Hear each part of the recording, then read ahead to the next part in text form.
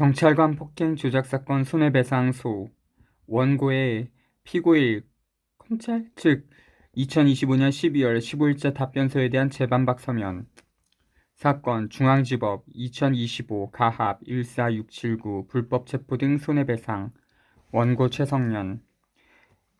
8일 피고일 대한민국. 피고의 박원규.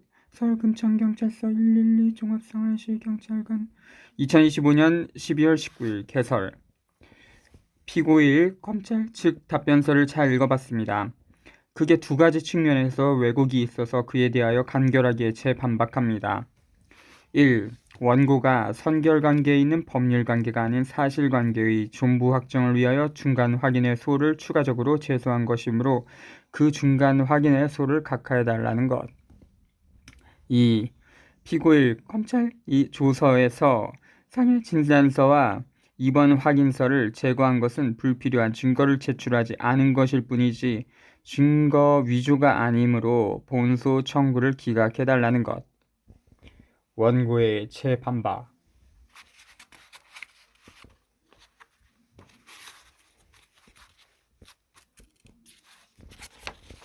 1.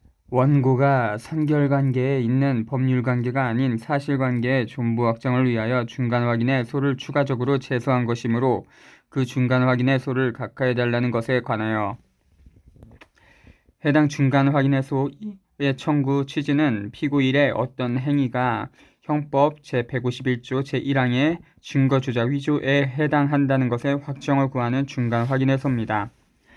해당 중간 확인의 소에서 확인이 필요한 사실관계는 검찰이 조사해서 피고 2가 제출한 어떤 것을 제고한 사실이 있는가 아니면 없는가인데 피고일 검찰의 답변서를 보면 그 사실 자체에 대해서는 다툼의 여지가 없는 것 같습니다.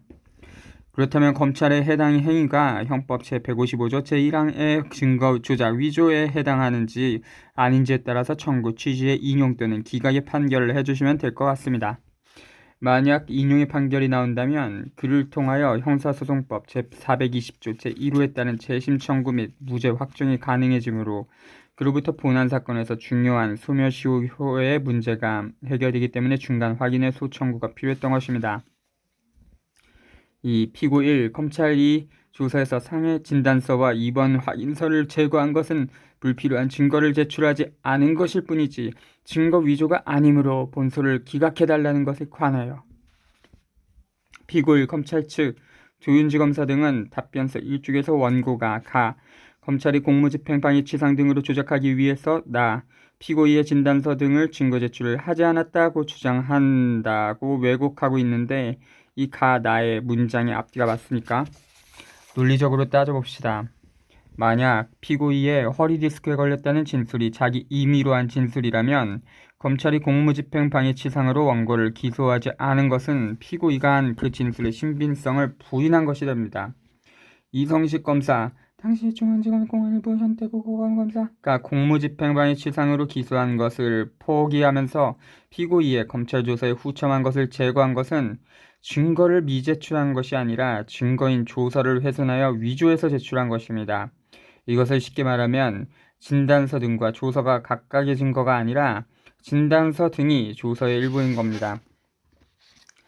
피고 2의 2015년 11월 25일자 검찰 조서에 기록된 이때 진술이 진단서와 입원 확인서를 제출함으로 받아서 편철하기로 하다로 미뤄보면 피고 2의 검찰 조사 때 진단서와 입원 확인서 또는 본건 을나 제1호증과 같은 진로 기록지를 제출하고 나서는 그것이 편철된 조서를 열람 및 틀림없음을 확인하고 나서 간인 후 서명 날인했을 것입니다.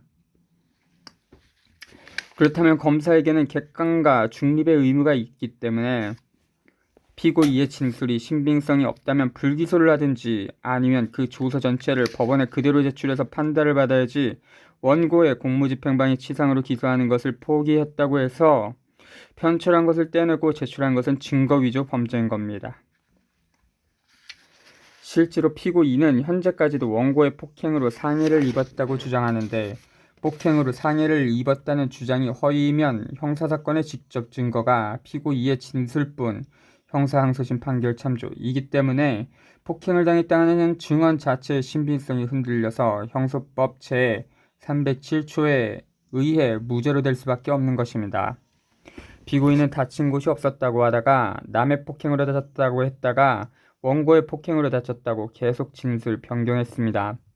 만약 검찰이 조서 위조 없이 그대로 제출했다면 법원도 상해 여부에 대해 판단 유탄할 수 없기 때문에 이 사건이 10년 넘게 지저분하게 꼬이지 않고 진작 무죄로 증명됐을 것입니다.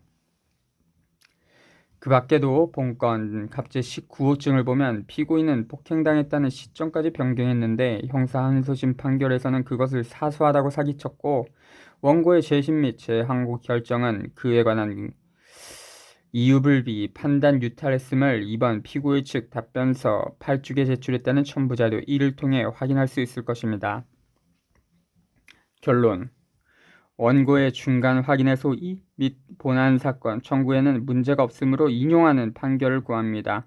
이번 답변서를 읽으며 피고일 검찰 측은 이 사건의 실체를 인식하고 있으면서도 지저분하게 왜곡한다고 느꼈습니다.